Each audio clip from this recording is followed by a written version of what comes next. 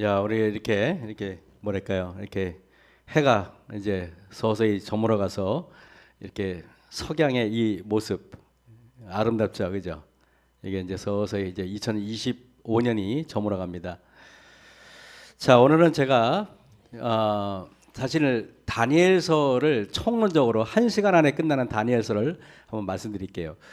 저는 제7일 안식일 예수재림교회에 들어와서 목회를 결심하게 된 계기가 다니엘서라고 해도 과언이 아니에요. 왜냐하면은 처음에 독일 유학 갔을 때는 목회를 해야겠다는 생각이 없었어요. 왜냐하면은 그냥 유럽에서 공부한다는 게 너무 즐거워가지고 신학은 그냥 유럽에 가기 위한 수단이었지 실제로 목회할 마음은 0.1%도 없었습니다.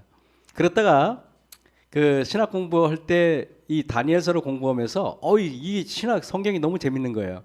그래가지고 필리핀에서 강상진 목사님을 만나 뵙고 최종적으로 야 목회를 해야겠다라고 해서 목회 사역에 뛰어들었는데 그 결정적인 책이 뭐라고요? 다니엘서입니다. 저는 사실 다니엘서를 참 좋아해요. 근데 이 다니엘서를 오늘은 우리가 보통 그런 것 같아요. 이게 어떤 부분을 보다 보면 전체를 놓칠 수가 있어요. 그죠? 그래가지고 제가 사실은 목회할 때는 마석교회 때도 그랬고 남원주교회 때도 그랬지만은 제가 목회할 때는 이 교과 공부를 시작하기 전에 항상 제가 교과 전체 총론을 항상 제가 가르쳤어요. 왜냐하면 그래야 교과를 한눈에 여러분이 볼 수 있고 그리고 해야만 되기 때문에. 근데 다니엘서도 보면 우리가 7장 하다 보면은 또 전체를 놓치고 하는데 올해는 정말 다니엘서라는 책이 무엇일까? 1시간에 끝내보겠습니다. 1시간에.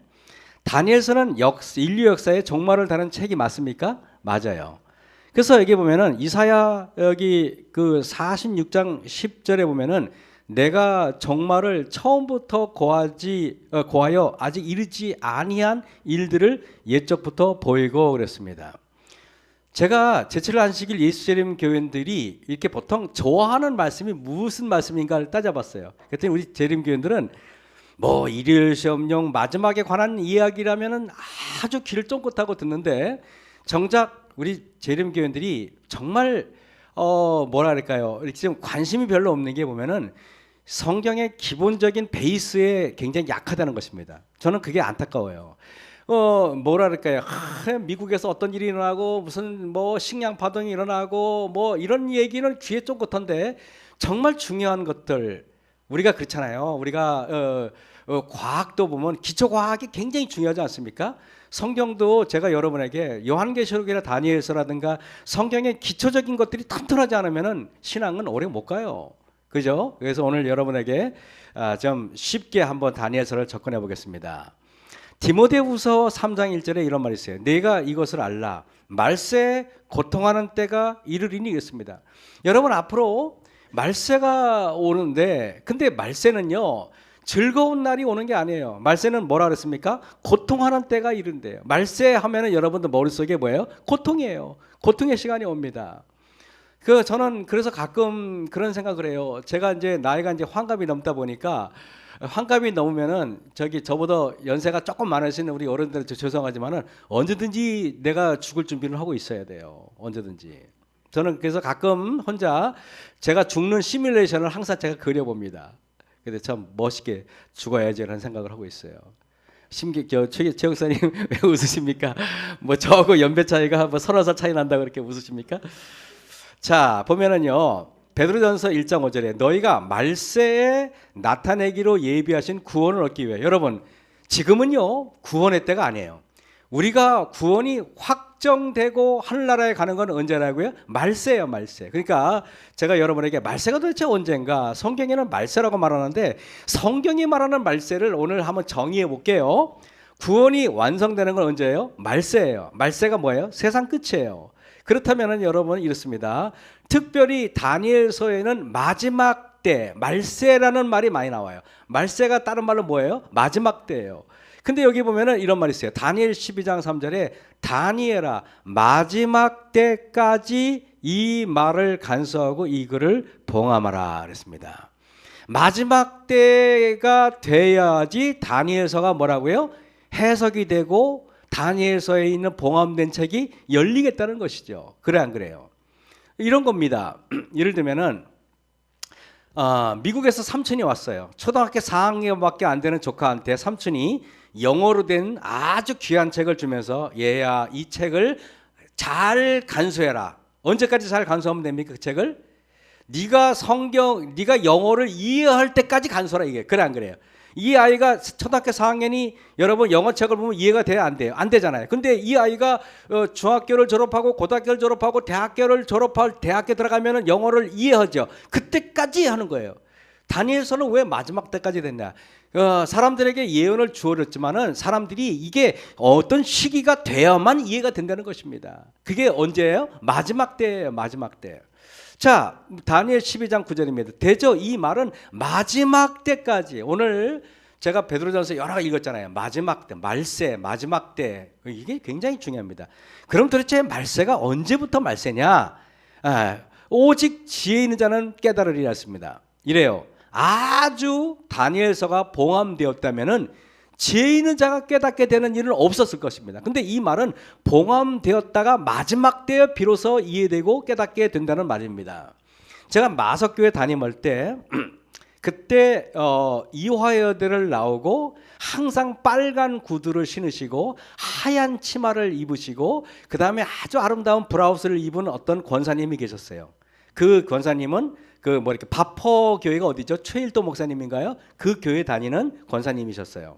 근데 우연히 저를 만났는데 그 권사님은 아주 연세가 그때 80이 다 되신 분인데 항상 그 차를 운전하고 다니고 아주 위부터 아래까지 빈틈이 하나도 없어요. 빨간 구두에 하얀 치마에 정말 예쁘게 생긴 권사님이신데 저거 얘기하다가 그러는 거예요. 목사님 하나 질문 있습니다 그러는 거예요. 뭡니까 그랬더니 왜 안식일교회는 다니엘서를 그렇게 봉함된 책을 그렇게 읽으려고 그렇게 그럽니까 그러는 거예요.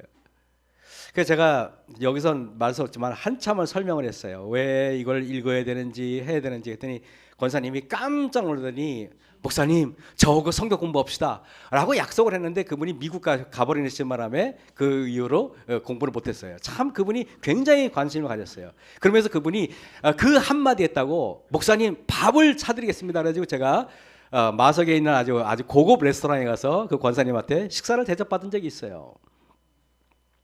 여러분 그렇다면 언제가 도대체 마지막 때인가? 여러분 언제가 마지막 때입니까? 우리가 마음대로 우리가 그 마지막 때를 설정할 수는 없어요. 한번 제가 여러분 성경에 기록된 구원의 역사를 한번 도표를 제가 만들어 봤어요. 여러분 창조의 역사가 있었어요. 그죠? 창조에 있었는데 다시 뭐라고요? 타락이 있었어요. 그죠? 그래서 하나님께서는 또 구속의 역사를 만들었습니다. 구속의 역사는 창세기 3장 15절에 여자의 후손이 우리를 구원할 것을 말씀하셨어요. 그래가지고 하나님께서는 이스라엘 민족들 아브라함을 불러내가지고 이스라엘 민족 선민을 만들었어요. 그래가지고 예수님의 십자가로 인해서 우리를 구원할 계획을 세우시고 마침내 예수님께서 그 여자의 후손을 예언된 그 메시아가 이 땅에 오셨죠. 그러고 나서 예수님께서 십자가 달려 돌아가시고 하늘나라에 올라가기 전에 재림을 약속하셨어요. 다시 오시겠다고 약속했습니다. 그리고 나서 예수님께서는 재림하실 거고 아직 미래에 그리고 나서 천년기 때 예수님께서 불심판으로 재창조가 이루어지는데 여러분 그때 정말 이 마지막 때는 바로 여기에요. 마지막 때는 바로 뭐라고요? 재림 직전에 있는 시간이 뭐라고요? 마지막 때라는 것입니다. 그죠? 자, 그렇다면 여러분 보세요. 다니엘아 마지막 때까지 이 말을 간수하고 이거를 봉함하라. 많은 사람이 빨리 왕래하며 지식이 더하리라. 마지막 때인 거는 자세히 모르겠지만 이거예요. 빨리 왕래해요. 그래 안 그래요? 빨리 왕래해. 그리고 지식이 더해요. 여러분 요즘처럼 지식이 많아진 때는 있어요 없어요? 없죠. 챗 GPT라는 거 여러분 사용해 보셨습니까? 이 정도예요. 어떤 정도냐면 제가 이번에 그 건물을 하면서 인허가 문제 할 때 도대체 이게 어디서 하는지 몰라. 그럼 심지어는 챗 GPT 물어봐요. 그러면은요 거기 주소까지 가르쳐줘요. 주소까지. 여러분 챗 GPT로요 심지어는 박도환 장로님이 누구야 물어보면요 장로님 이력서 다 나와요 거기요. 그래가지고 장로님 그 학교 어디 나왔고 또 대학에서 뭘 했는지 다 나와요. 심지어 김연아 목사 붙이면 나올 것 같아 안 나올 거예요? 나와요. 얼굴 잘생겼고 다 나와요 거기에. 다 나와요. 진짜 나와요 여러분. 그래서 제가 여러분에게 보면은 다니엘 12장 7절에 내가 들은즉 그 세마포옷을 입고 강물 위에 있는 자가 그 좌우손을 흔들어 하늘을 향하여 저기 영생하시는 자를 가리켜 맹세하여 가로되 반드시 한때 두때 반때를 지나리라. 여러분 한때 두때 성도의 권세가 다 깨어지기까지니 그렇게 되면 이 모든 일이 다 끝나리라. 뭐예요? 한때 두때 반때가 지나면 모든 일이 끝난다는 말이 뭐예요? 세상이 끝난다는 말이죠. 다시 말하면 마지막 때는 언제부터 있다? 한때 두때 반때가 지나면 마지막 때가 온다. 맞죠? 여기 있잖아요. 다니엘 12장에 쭉 우리가 읽었어요. 근데 여러분 한때 두때 반때 한때가 몇 년이에요? 1년을 말하는 1년을. 두때는 뭐예요? 2년을 말하는 거예요. 반때는 뭐예요? 반년을 말하는 거예요. 근데요. 한때 두때 반때를 더해 보니까 3년 반이네요. 신기하게 성경에는요. 3년 반이 많이 나와요. 볼까요? 이게 한때 두때 반때인데 성경에서 3년 반은 항상 의미가 있었어요. 보면은 어떻게 했냐면은 예수님 공생에도 예수님께서 이 땅에 오셔서 공생한 게 몇 년이에요? 3년 반. 엘리야가 앞으로 우로가 내리지 않겠다라고 말한 것도 뭐예요? 3년 반. 그리고 다니엘서에는 3년 반이 굉장히 많이 나와요. 그죠? 이 3년 반을 원력으로 계산하면은 1260일. 1260일이 성경에서 1일이 뭐예요? 1년이에요. 1일이 1년이면 어쨌든 프랑스 혁명이 일어나던 한때 두때 반때가 끝나는 것은 다니엘 7장을 연구해 보면은 오늘 시간이 없으니까요. AD 538년 교황권이 확립되는 것에서부터 딱 더하면은 1798년 프랑스 혁명이 일어나는데 놀랍게 프랑스 혁명 이후부터가 마지막 때입니다. 그래 안 그래요? 그때가 언제예요? 1798년부터 마지막 때예요. 성경에서 말하는 공식적인 마지막 때를 말하는 것입니다. 그러면 여러분 아까 마지막 때가 되면 뭐라 그랬어요? 지식이 더하되 그리고 왕래가 많아져요? 왕래가 빨라진다 그랬죠. 놀랍게 여러분 보시면은요 마지막 때의 기점은 빨리 왕래하고 지식이 더해진다 그러는데 이게 프랑스 혁명을 전후해서 보겠습니다. 여러분 마지막 때 제임스 와트의 전기 기간이 1700 몇 년이에요? 69년에 어떻게 1798년 즈음에 있죠. 그 다음에 놀랍게 또 보면은요 여기 그 풀턴의 전기선이 1807년에 일어나요. 또 그 다음에 볼까요? 또 이게 보면은 그 우리가 지식이 더해지려면은 뭐예요? 막 인쇄가 막 신문이 막 나와야 하잖아요. 1811년에 윤전기로 인쇄를 시작합니다. 또 보면은요 마지막 때 되면 또 보면은 1822년에 스티븐슨의 전기기기에 의해서 막 기차가 발견돼요. 여러분 생각해 보세요. 빨리 왕래하는 게 배가 빨리빨리 가게 됐죠. 기차가 생겼죠. 그 다음에 자동차가 생기죠. 신문이 막 생기죠. 이때가 다 언제예요? 1798년 즈음에. 너무 놀랍게 빨리 왕래하고 지식이 더해지는 게 놀랍게 한때 두때 반때가 끝나는 1798년 즈음에 이런 일이 일어난다는 것입니다. 그래서 여러분 자 우리가 아까 이 종말은 마지막 때는 이게 뭐냐면 뭐라고요? 1798년부터 마지막 때가 시작된다는 것은 저희 이렇게 보면 여러분이 이렇게 증명이 됩니다. 그러면 여러분 자 다니엘서는 보면은 이래요. 요한복음 5장 39절에 이런 말이에요. 너희가 성경에서 영생을 얻는 줄 생각하고 성경을 연구하거니와 이 성경이 곧 누구에 대해서 예수님에 대해서 증거한대요. 여러분 이 말씀은 무슨 말이냐면 다니엘서의 중심은 누구라? 예수님이라는 거예요. 다니엘서 중심은. 그래서 여러분 우리가 볼지만 다니엘서 중심은 그리스도예요. 다니엘서의 모든 중심은 그리스도예요. 그래서 보면은 자 다니엘 1장을 보면은 다니엘의 중심이 그리스도인 거 보겠습니다. 바벨론에 끌려와서 믿음을 지킨 다니엘은 이 땅에 오셔서 믿음을 지킨 예수님의 모습을 다니엘이 보여주는 것입니다. 맞죠? 그럼 다니엘 2장 그래서 믿음을 지킨 다니엘의 친구들은 예수님께서 이 땅에 오셔가지고 신앙의 어떤 그 모본을 보여준 거죠. 다니엘 2장에서는요 예수님의 모습은 어떤 모습이었을까요?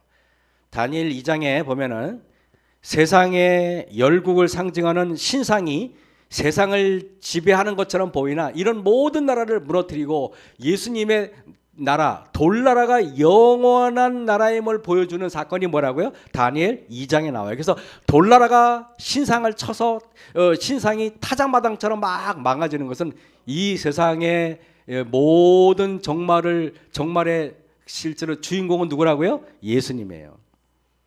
여러분, 다니엘, 그래서 이 세상 나라들은 타작마당같이 없어지고 예수 그리스도의 나라인 돌나라가 이 땅에 임하게 될 것을 보여줍니다. 그럼 여러분, 다니엘 3장에서 예수님의 모습은 어떤 모습일까요? 다니엘 3장에서 느부갓네살이 세운 금신상에 절하지 않는다고 용광로에 집어넣잖아요. 다니엘 세 친구가. 그때 용광로에 던져진 다니엘의 세 친구와 함께 하시는 그리스도가 나와요. 그래야 맞죠. 세 사람을 보냈는데 몇 사람이 있어요? 네 사람이 있었죠. 그래서 다니엘 3장 24절에 보면은 때 느부갓네살 왕이 놀라 급히 일어나서 모사들에게 물어 가로되 우리가 결박하여 불 가운데 던진 사람이 세 사람이 아니었느냐? 근데 이렇게 물어봐요. 왕이 또 말하여 가로되 내가 보니 세 사람을 넣는데 결박되지 않은 그 한 사람이 또 있어. 그 네 번째 사람. 그분이 누구예요? 그리스도예요. 여러분, 예수님은 영광로 속에 들어가도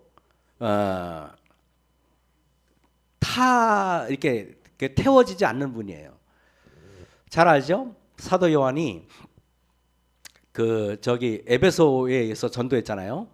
사도 요한이요, 처음에는 예루살렘에 있었어요. 근데 예수님께서 제자들에게 뭐라고 말했냐면 너희가 예루살렘이 군대들에게 에워싸이는 것을 보거든 산으로 도망가라 그랬어요. 그때 예루살렘이 군대들에게 에워싸였어요. 그때 성문이 하나님에 의해서 열리고 그때 사도 요한은요, 어머니 마리아를 모시고 급하게 요단강을 따라 쭉 올라가 가지고 갈릴리 바다를 지나 가지고 저 다소를 지나 가지고 지금의 그 터키 에베소에 가서 어머니 마리아를 모시고 에베소로 갔어요. 그래서 그 예수님의 어머니 마리아의 무덤은 예루살렘에 없고 터키 에베소에 있어요. 에베소에 무덤이 있어요. 그래서 거기서 예수님의 어머니를 모시다가 살고 있었는데 그때 로마에서 예수님의 제자들을 다 죽여야만 예수쟁이들이 안 나타나는데 그게 누군 그래요.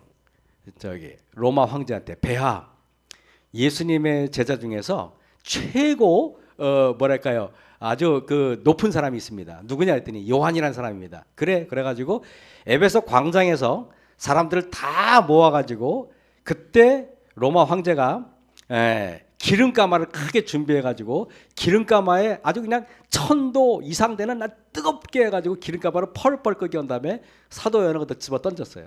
근데 사도 요한이 거기서 어이구 시원하다 그래가지고 기름 목욕을 해가지고 못 죽였어요. 그래가지고 죽일 수가 없어가지고 밤모섬으로 귀향을 보낸 거예요, 여러분. 그래서 그게 요한계시록이 된 거예요.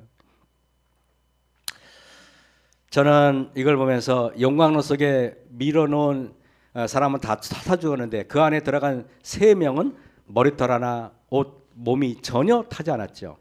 하지만 그들을 묶고 있었던 밧줄이 다 타버렸어요. 어떻게 이럴 수 있었을까 그랬어요. 제가 어저께 얘기했잖아요. 참 희한해요. 하나님이 만든 뜨거움은 우리를 견딜 수 없게 만들어요. 제가 어저께 밤 예배 때 그랬잖아요. 인도에서 어떤 우리 목사님이 뇌종양에 걸려가지고 암에 걸려가지고 6개월밖에 못 산다 그랬는데 이 목사님은 단순해요. 암이 가장 약한 게 무엇일까? 암이 가장 약한 거는 열이래요, 열. 그래서 방사선 치료하는 거예요.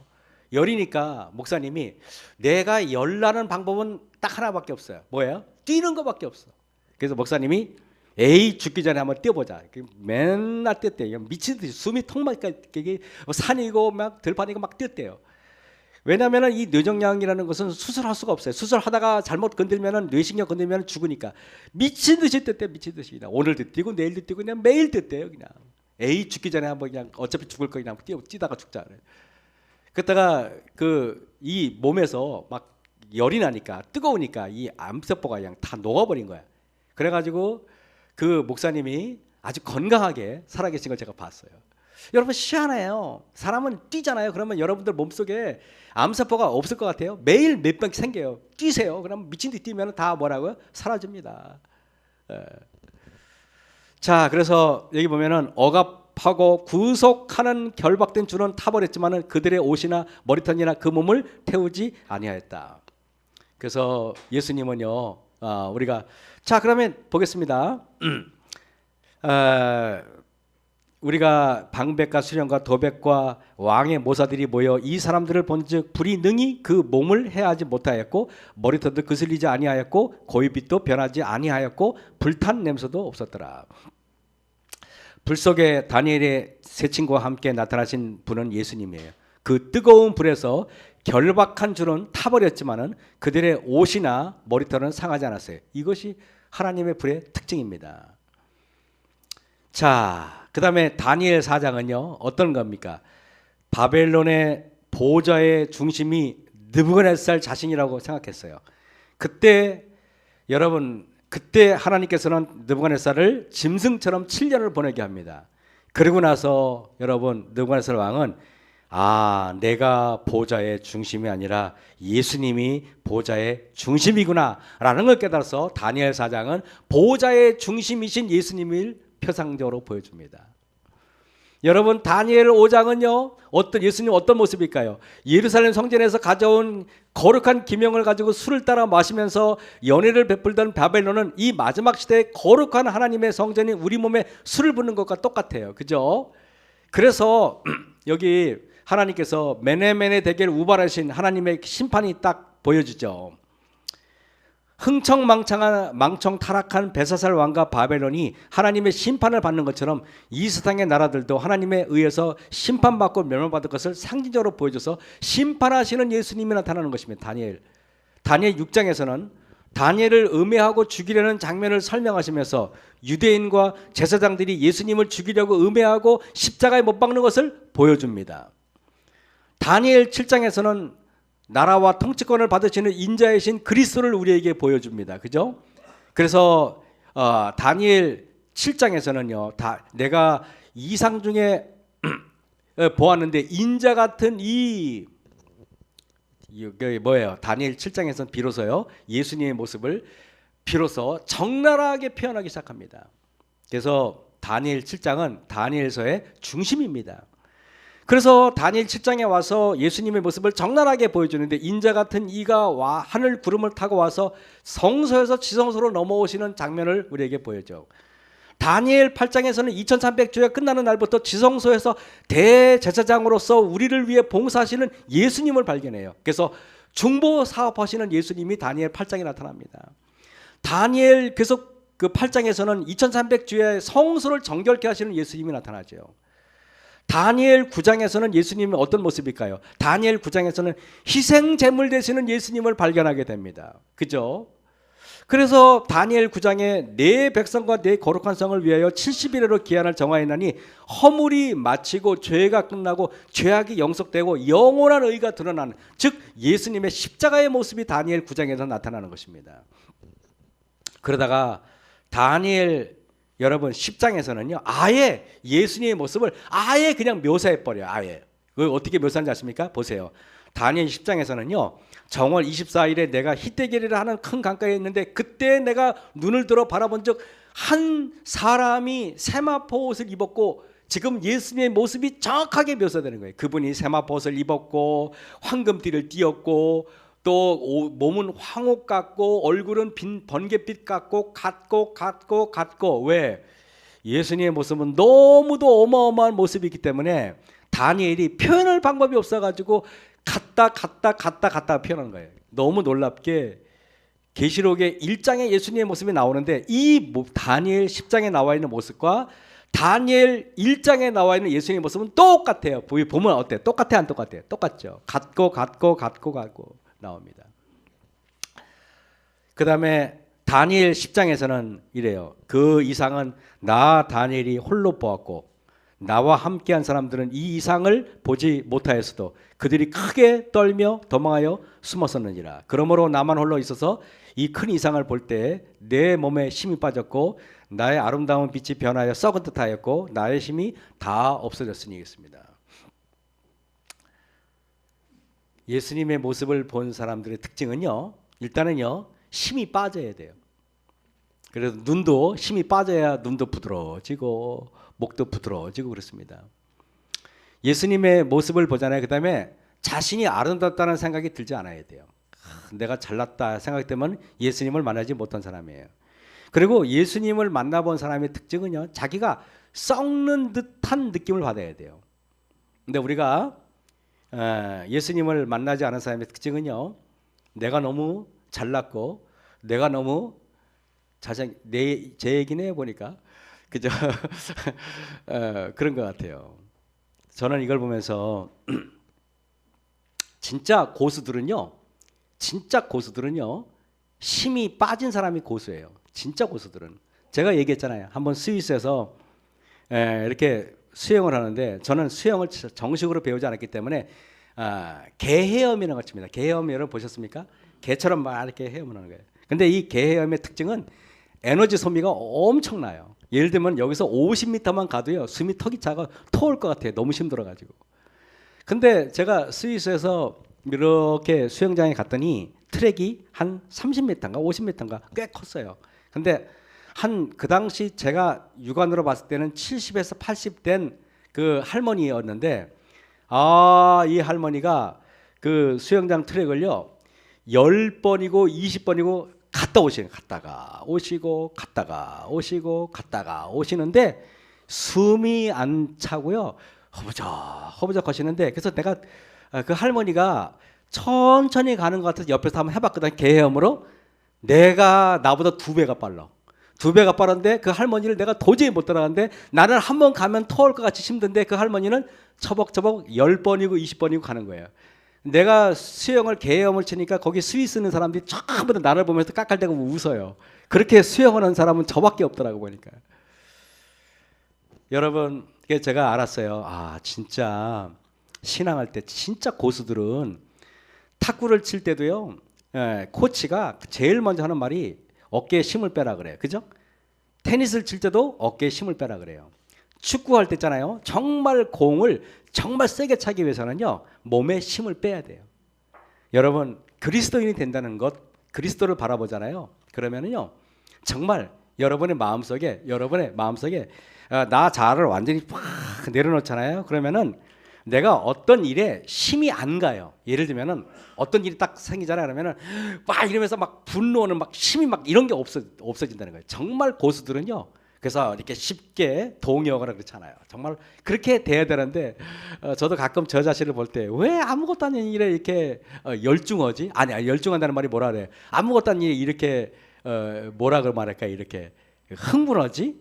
이럴 때가 있어요. 아무것도 아닌데, 사실 돌아보고 아무것도 아닌데, 그럴 때가 있어요. 제가 좀 부족해서 그러겠죠.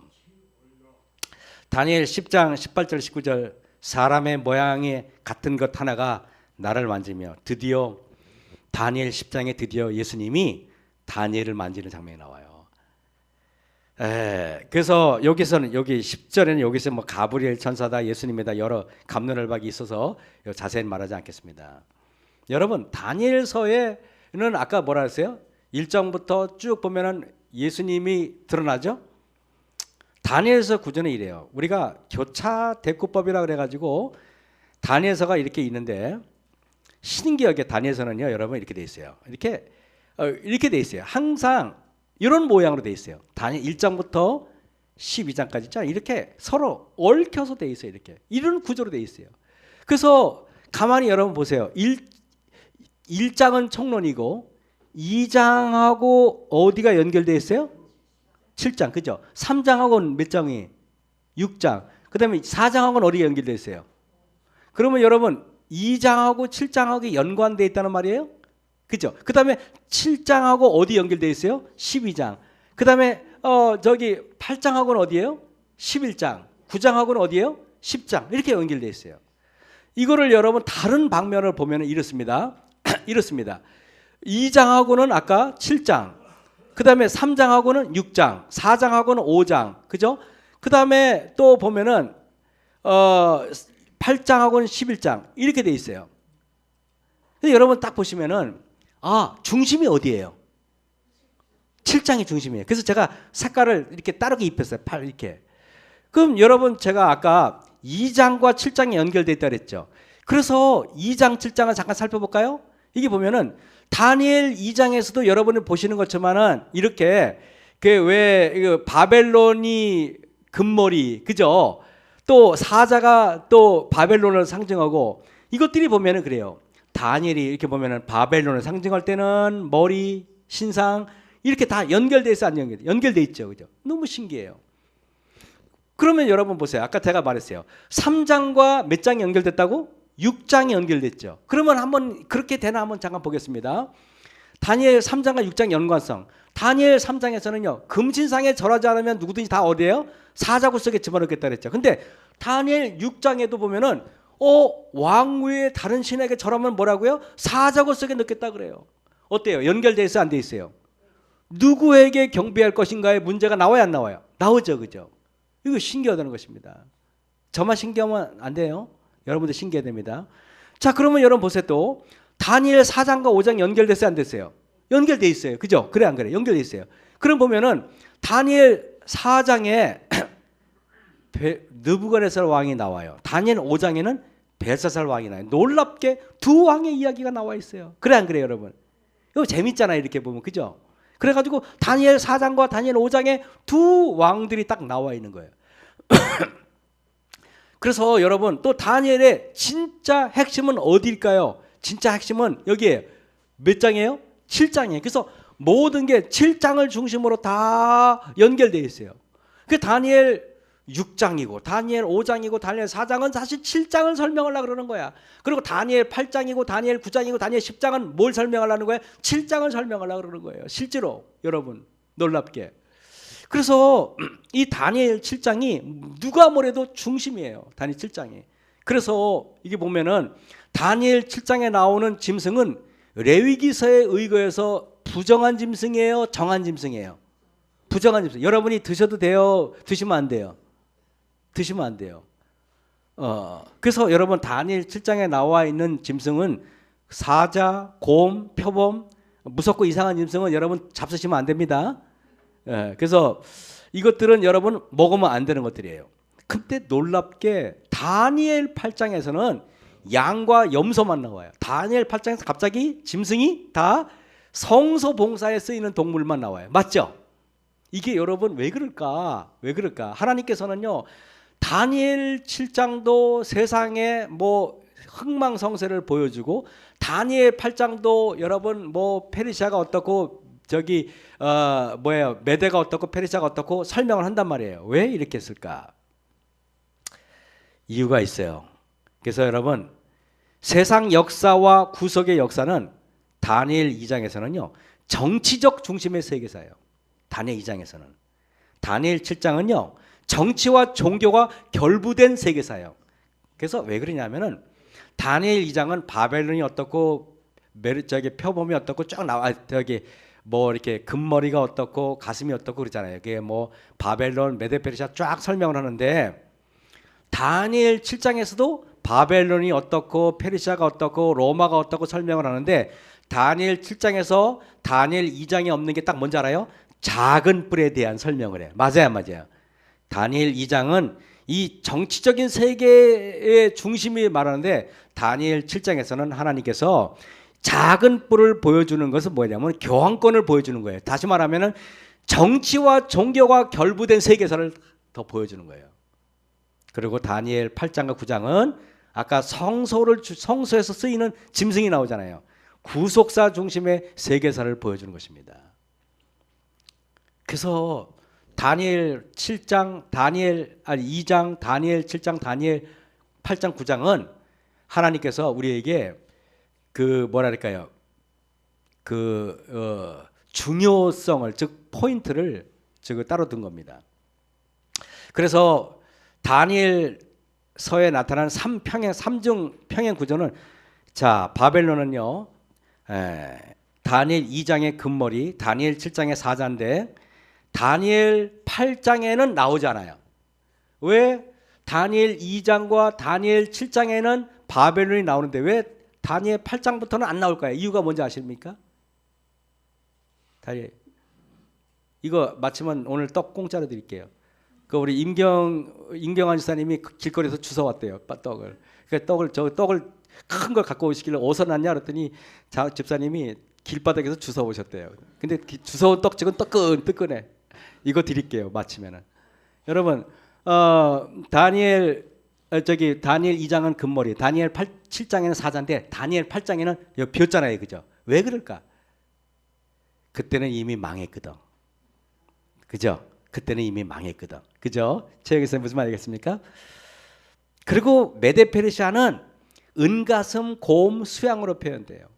헬라는 동호로 이렇게 허리 부분이고 표범이고 수염서고 로마 제국은 이렇게 표현하고 교황 로마는 10발가락, 작은 뿔 이렇게 돼 있는데 근데 여러분 가만히 보시면은 이쪽은 신상으로 저쪽은 부정한 동물로 저쪽은 성소에 쓰이는 동물로 나오죠. 이게 여러분 하나님께서 의도한 바가 있다는 것입니다. 그리고 여러분 다니엘 7장에서도 보면은 이래. 다니엘 7장에 나오는 4번의 조사심판 장면이 나와요. 지난주도 제가 했죠.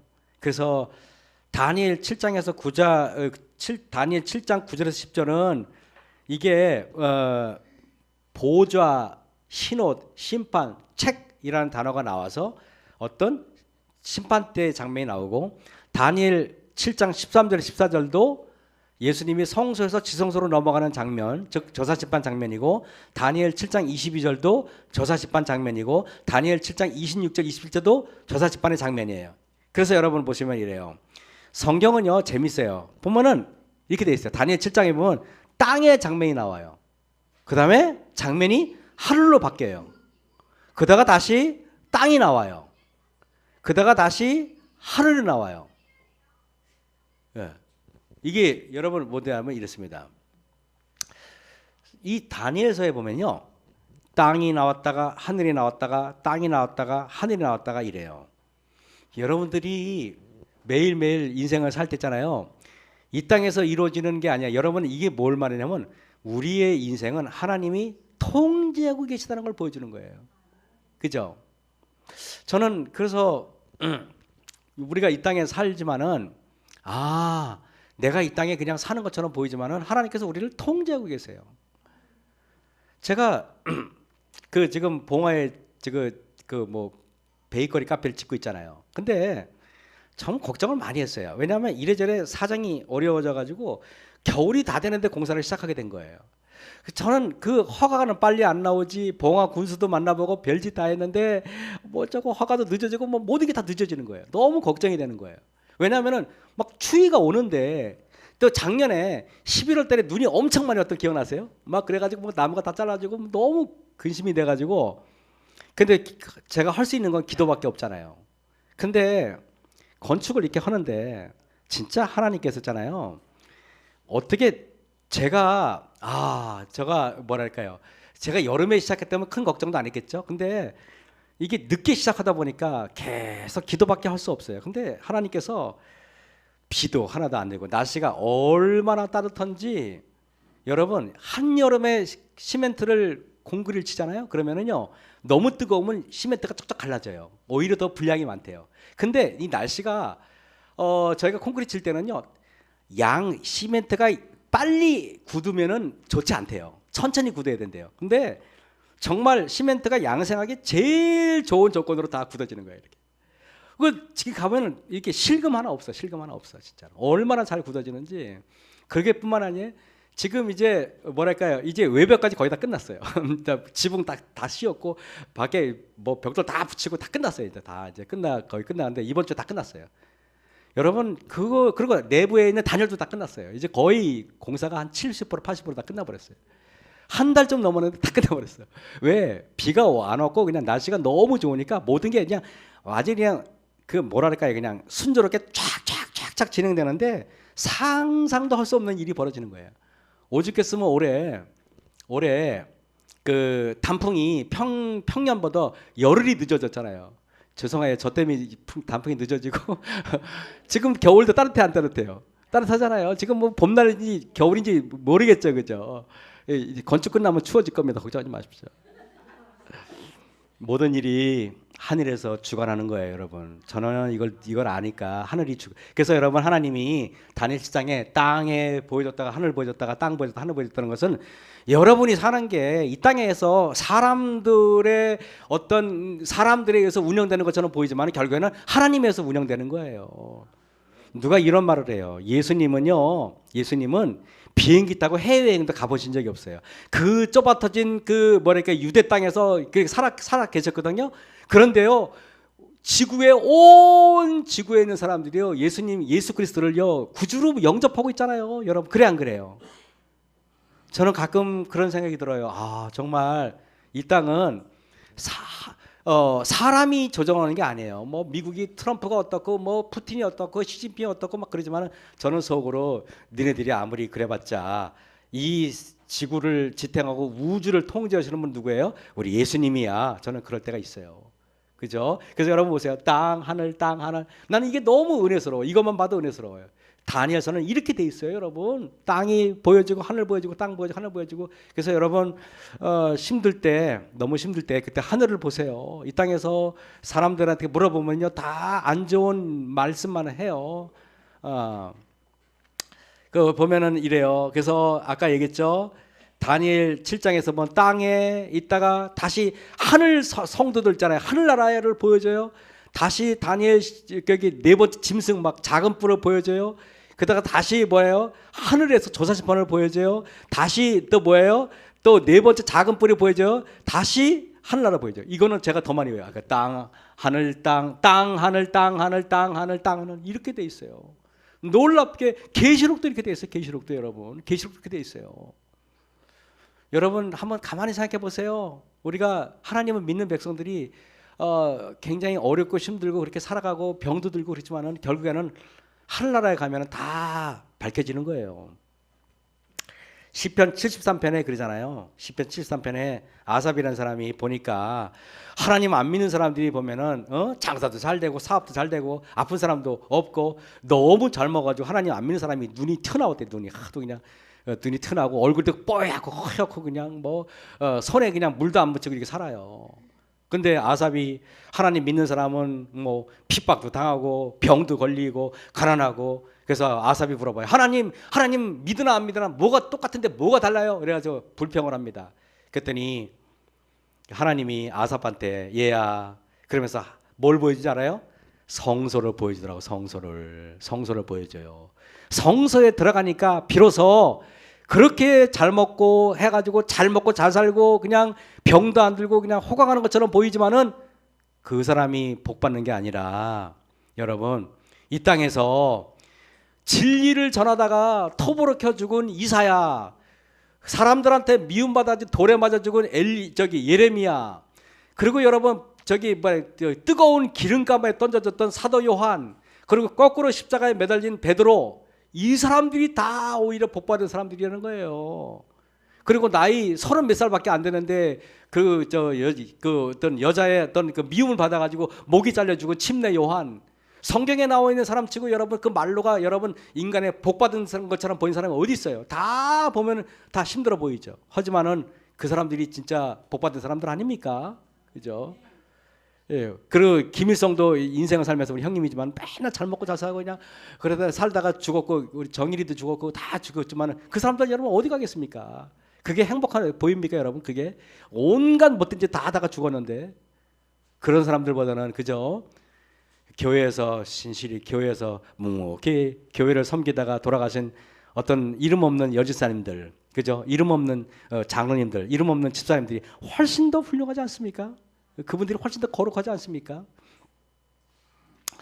그래서 여러분 다니엘서는요 4번의 저사심판이 이게 다 심판이잖아요. 이것도 그래서 요거 두 번째도 심판에 대한 이야기예요. 몽땅 다 저사심판이에요. 결국에는 다니엘 7장에서 9장은 다니엘서의 핵심이고 다니엘 7장부터 9장까지 말씀하신 요지는 우리를 구원하시는 저사심판에 대한 이야기예요. 여러분 그렇습니다. 오늘 저는 성경절에서 가장 좋아하는 말씀을 꼽으려면 저는 이걸 꼽아요. 수고하고 무거운 짐자들아 다 내게로 오라 내가 너희를 쉬게 하리라. 여러분 결국에는 여러분의 찢겨진 심령, 여러분의 아픈 몸, 여러분의 아픈 마음들 회복시켜 줄 분은 누구밖에 없어요? 예수님밖에 없어요. 제가 제가 목회만 꾸준히 했더라면 오늘 우리 망우동 교회에서 우리 신경 지사님 오셨지만 제가 1년 만에 망우동 교회를 떠나서 너무 죄송해서 며칠 전에 우리 신경 지사님 저한테 카톡을 보내셨어요. 그러면서 제 유튜브로 제 설교를 듣고 계시다고 처음에. 그래서 제가 1년 만에 확 떠났기 때문에 망우동 교회 죄송하고 그런데 오늘 집사님이 망우동 교회에서 저를 찾아온 건 처음인 것 같아요. 제가 얼마나 망우동께서 저기 안 좋게 헤어졌으면 교인들이 별로 오지도 않고 그랬대. 그때 그분들 오늘 와서 너무나 황송하고 죄송하고 그러신데, 그래서 제가 목회를 하다가 그만두고 나서 겪지 않아도 될 환난을 겪었잖아요. 정말 그냥 먹고 산다는 게 보통 일이 아니더라고요. 그죠? 목회했더라면 제가 이런 근데 해보니까 제가 고생을 해보니까 성도들의 고생도 알게 됐고 제가 힘들어 보니까 성도들의 마음도 그 힘듦을 살짝은 어루만질 줄 알게 됐어요. 그래서 제가 찬바람 겪어보니까 교회가 얼마나 따뜻한 곳이라는 것도 알게 되었고, 그래서 얼마 전인가 어떤 목사님하고 식사하다가 그 사모님이 그래요. 목사님, 난 너무 힘들어가지고 그냥 목회를 그만두고 싶어. 그러시더란 거예요. 그래서 제가 그 사모님을 묵그라미 봤어요. 그러면서 사모님 나오시면 뭘 할 겁니까? 그랬어요. 앞으로 부양료 받으려면 한참 걸리는데. 그랬더니 뭐라도 해야지. 그랬더니 사모님 연세가 들어가지고 누가 이제 설거지라도 시킬 줄 아십니까? 그랬어요. 이 세상에 가장 따뜻한 것은 교회입니다. 그리고 교인들, 장로님들, 집사님들 정말 내가 나와 보니까 이분들만큼 따뜻한 사람이 없습니다. 그랬어요. 이 엄동설안에 목회 그만둔다는 말 농담이라도 하지 마십시오. 그랬어요. 나보고 다시 목회를 할 건지 말 건지 다시 한 7년 전 돌아가려면 나는 목회 안 그만둘 것 같아. 그죠? 근데 저는 하나님께서 역사 때 그만두고 나왔지만은 나와서 살아보니까 예수님의 마음도 알게 됐고, 그죠? 성도들의 고마움도 알게 됐어요. 그래서 여러분들이 저는 늘 고마워요. 그래서 저는 여러분들한테 바라는 거 없어요. 그냥 여러분들과 같이 있기만 해도 감사하고 그렇습니다. 아무쪼록 수고하고 무거운 짐진 자들아 다 내게로 오라 내가 너희를 쉬게 하리라. 이 안식일 우리의 삶을 컨트롤하시는 예수님께 돌아가는 저와 여러분이 되길 바라면서 말씀을 마치겠습니다.